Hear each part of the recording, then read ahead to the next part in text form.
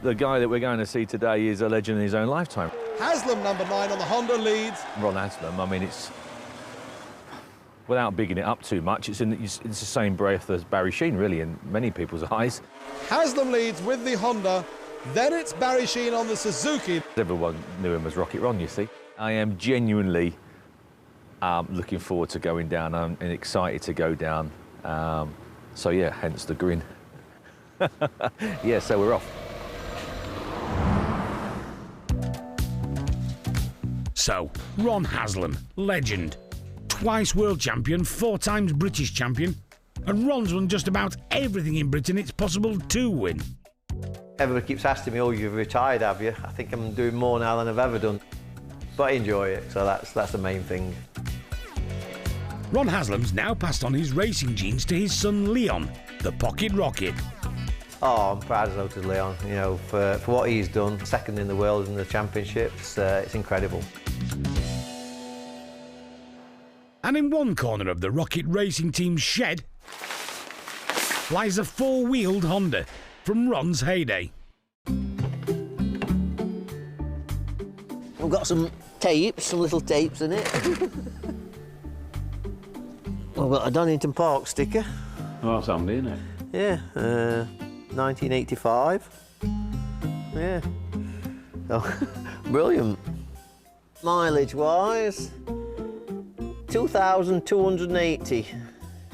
So it's not run in, is it? No, it's not even run in yet, so 2,280, that's it. And I know it was ready for its service. That should have been a free one because it was a new car.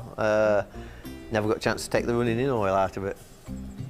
Time to move, it's just sat in, it's not going to do out. I offered it to my children, but they looked at it and went, it's old. As kids do, so I said, OK then, I'll leave it then.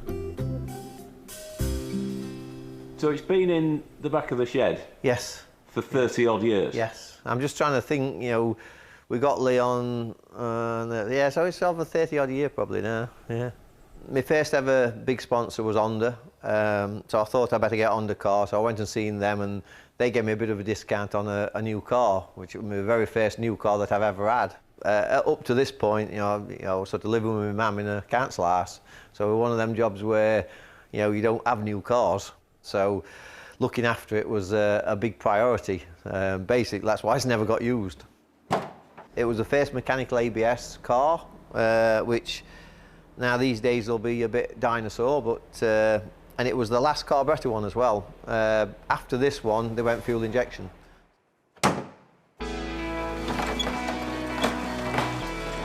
Dave's arrived to meet his hero. Come in. How are we doing? Good, are you? Are you all right? And it's fair to say, for the champion racer, life's slowed down a little. I take it that it's not remote control, right? It's a real thing, is it? It's a real job. Yeah. Sorry, Dave, is it remote control? Well, it sort of looks remote control. What are you going to do? Pick him up and put some fresh batteries in him? There you go, mate. Tiny leathery skin. Yeah, he is, isn't it? Yeah. Speeding things up, Ron happily recalls his glory days. Yeah, there's a lifetime's worth of stuff in here, Ron, isn't there? Yeah, there is. Haslam leading his home Grand Prix.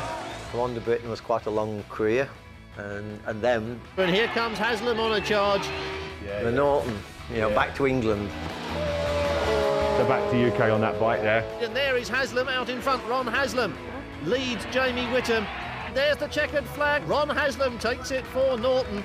The Norton was the fun time again. It's more, I want to do it because I want to ride bikes. Yeah. So I did the Norton bit. So you had some fun with that one? Yeah, had some good fun with that. It was nice. Dave, are you actually going to try and shout out all this time? Yeah. It's a Honda, isn't it? So a bit of fuel in it, we should be away, I think. There you go. I'll do.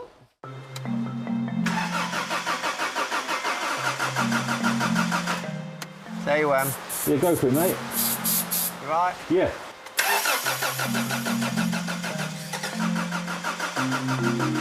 It likes the easy start, but not the fuel yet. No, she's not sucking up any fuel, is she?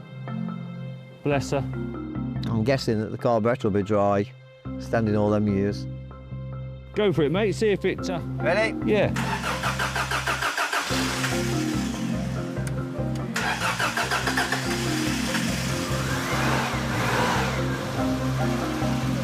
little Faye. You of little Faye. Just a little bit of encouragement and she's away, look. That's amazing. Absolutely, yeah. Can't believe it. There you go, Honda. Yeah, what more can you ask for? Yeah. That's it. Yeah. Absolutely as new still. You know, like just perfectly sound, everything. Yeah, I can't believe it. Probably a bit sad because it was my first ever new car.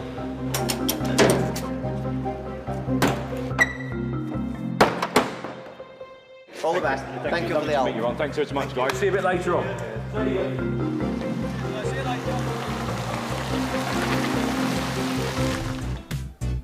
Inside, Paul's preoccupied with Ron Haslam's low-mileage Prelude. Look at that. It's a very special old car, isn't it? It is a very special car, isn't it? You know, they don't come along, do they? They just don't come along. Hardly anywhere at all. Look at that. Brilliant, isn't it? Shot better than a Jag. So this was the era, wasn't it? This was the era and this was the car. It was just that era where they just didn't go wrong. And this car here, you could give it a quick once over, couldn't you? A service and use that car. And to be quite honest, it could see you out. Never buy another car, ever. Because you couldn't wear it out, really, could you? Fantastic. Just keep going, don't they? Brilliant.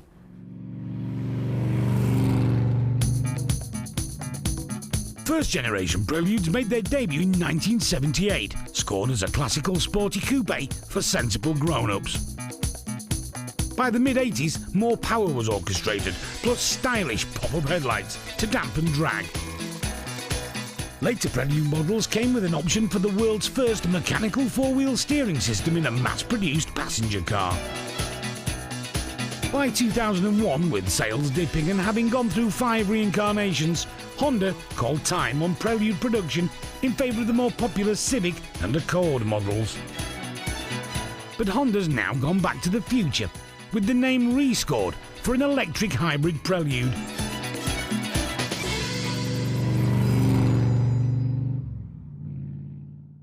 It's funny, isn't it? Because it never had an MOT, never needed one. No. And now it's MOT exempt. So it's never needed, never had, never got, never gonna. And no MOT forever. There's a little Peugeot over there, same thing. Ah, now this is interesting, isn't it? Same year, look, B registered, and that little Peugeot has done 29 miles from new. And you put a battery pack on, and away, immediately. It's a brand new car, and that isn't far off a brand new car, is it? So here we go, we've got a little two-door Peugeot, or we've got a two-door Sport Salon Honda. Pff, which do you want? I mean, both cars would see you out forever. Absolutely forever. For nothing. Cheapest motoring you're ever going to buy, innit? Really? Brilliant. And now, Ron Haslam's time machine. Now then, this is a really interesting car. The Honda Prelude, 2,000 miles or thereabouts. We've got 4. We've got 4,000. We've got. Yeah, hang on, just let the commission bid settle down and then I can tell you what it is. 5,000, 5,250, 5.5, 5,750, and £6,000 for what is really like a new Honda. To be fair, £6,000 we've got. 6,004 says David at 6,004. 66. Right, will you take 67? Yeah, £6,700 says Dave. 6,700. Yeah, I've got that. 6,000. No, internet's come back. You want to go 6,900? To be honest, I thought it would do £10,000. I honestly did. £6,800 we've got.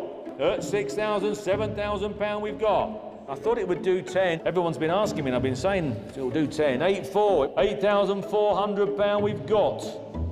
8,800, 9,200. 10,000, where I said it would be. Are we all done? Thank you, lads, for your bids at £10,000. The hammer's coming down. It's down, £10,000. Well done, guys. Thank you very much for your bids. Well done. With the 10 grand agreed, Oh, you what? Ron Haslam's 1984 Honda Prelude EX is off to circuit to new. Look, I found them. This is what I found when I was cleaning out the car. So we have A fuel receipt, 1984, £20, 25p.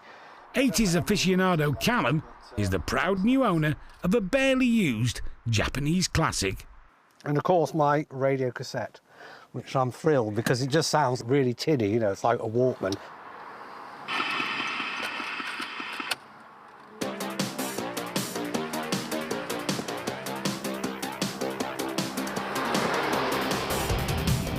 In the 80s, I suppose, this is the sort of car I would have loved to have been seen in. Either that or an XR3i, as everybody seems to have wanted, or an XR4i, but this was a pretty cool car, I suppose, for the 1980s. It was stylish and up-to-date, and people wanted to be seen in it.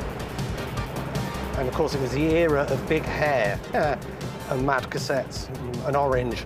It's a sea of orange, you could probably see. But that is so 1980s. That's probably what I like about it.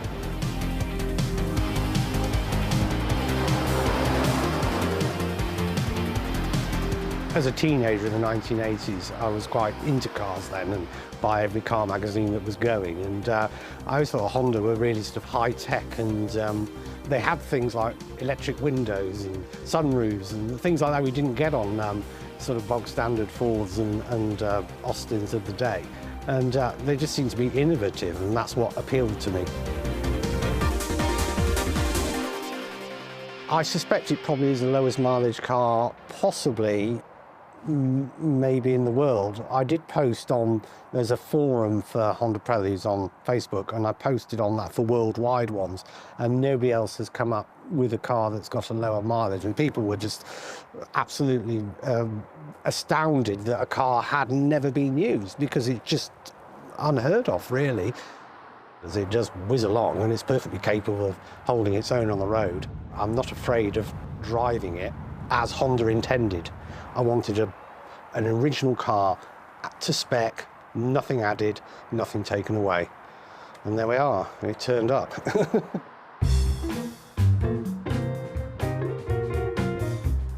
So this car's got quite a few electrical gizmos. First of all, there's my electric sunroof, which is working and it doesn't stick. Voila. An electric antenna. There we are. I can switch on the headlights. It's got a touch system for the heating and ventilation, which was very advanced for its day. It's got everything I ever wanted on the car. Still got his OK Honda stickers as well, and original tax disc.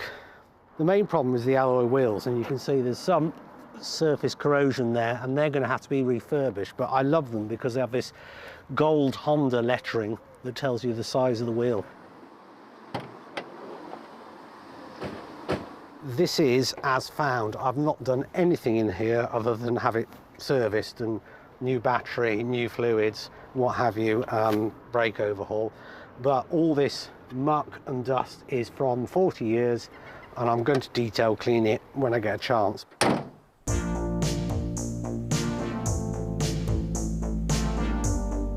I remember as a child, my dad had a Ford Capri. It was only a 1600 XL or something like that. In 1972 it was, K-Reg, and it was a red one.